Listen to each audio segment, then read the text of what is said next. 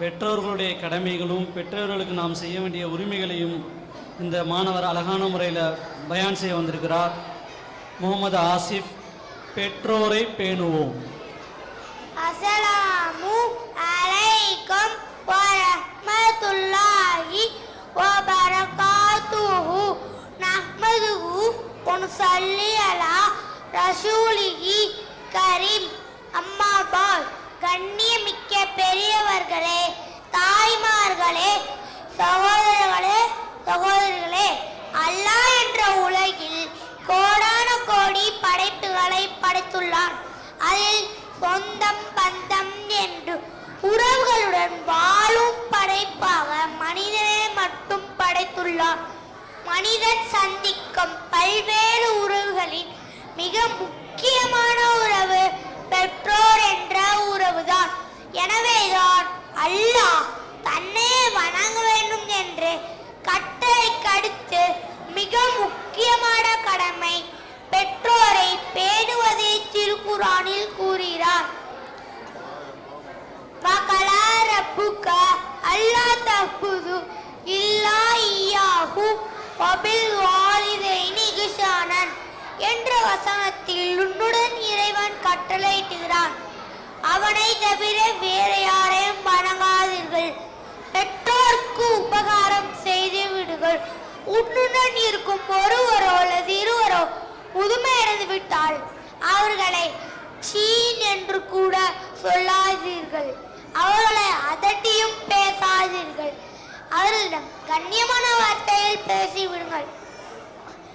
பெற்றோர்களிடம் என்று உச்சு கொட்டக்கூடாது என்றால் அவர்களிடம் எந்த அளவுக்கு கண்ணியமாக நடந்து கொள்ள வேண்டும் என்பதை இதிலிருந்து புரிந்து கொள்ளலாம்.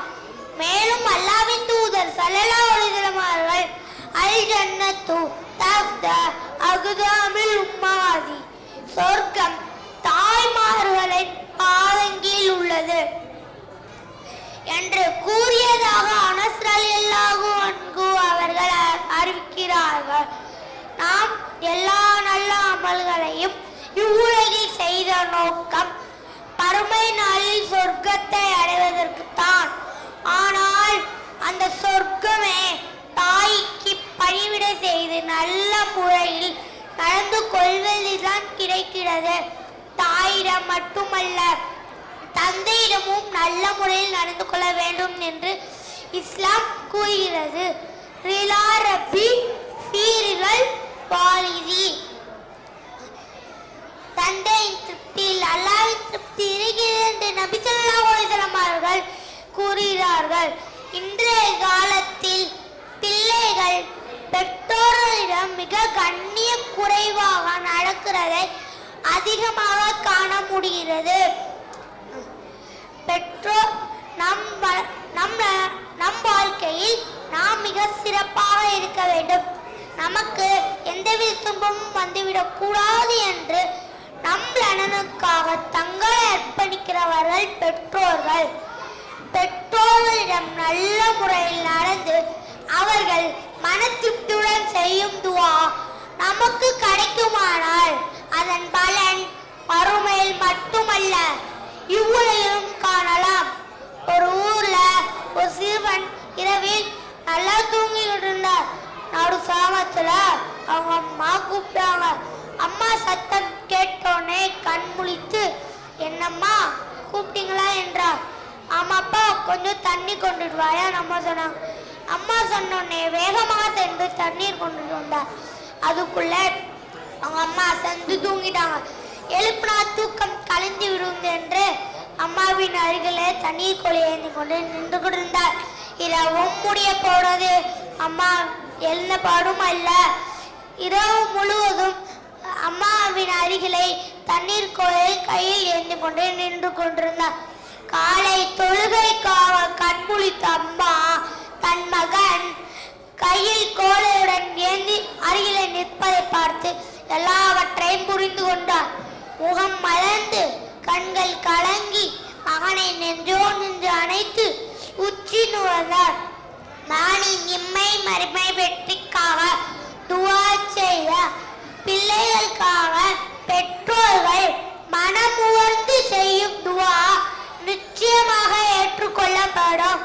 அந்த சிறுவன் வளர்ந்து மிகப்பெரிய இறைநேசரானார்.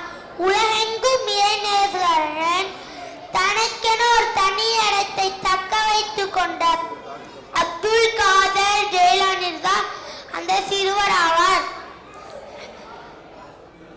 எனவே நாமும் பெற்றோருக்கு பணிவிடை செய்து நல்ல முறையில் நடந்து அவர்கள் துவாவை பெற வேண்டும்.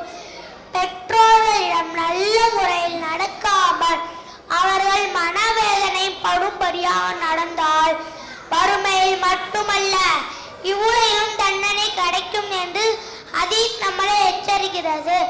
நம் வாழ்நாள் முழுவதும் பெற்றோருக்கு பணிவிடை செய்தாலும் அவர்கள் நம்மளை பெற்றெடுத்து வளர்த்து ஆளாக்கியதற்கு நன்றி கடன் ஆகாது. அவர்கள் நமக்காக செய்த உபகாரத்திற்கு பிரதிபலனாக நாம் அடிக்கடி அவர்களுக்கு ரப்பி ஹம்முமா கமா ரப்பயானி ஷகீரா, இறைவா என் பெற்றோர்கள் என்னை சிறுவயதில் இரக்கத்துடன் வளர்த்தது போல் நீ அவர்கள் மீது கருணை புரிவாயாக என்று துஆ செய்ய வேண்டும் என்று கட்டளையிடுகிறார். எனவே நாமும் பெற்றோருக்கு பணிவிடை செய்து நல்ல முறையில் நடந்து அவர்கள் துஆவை பெற வேண்டும்.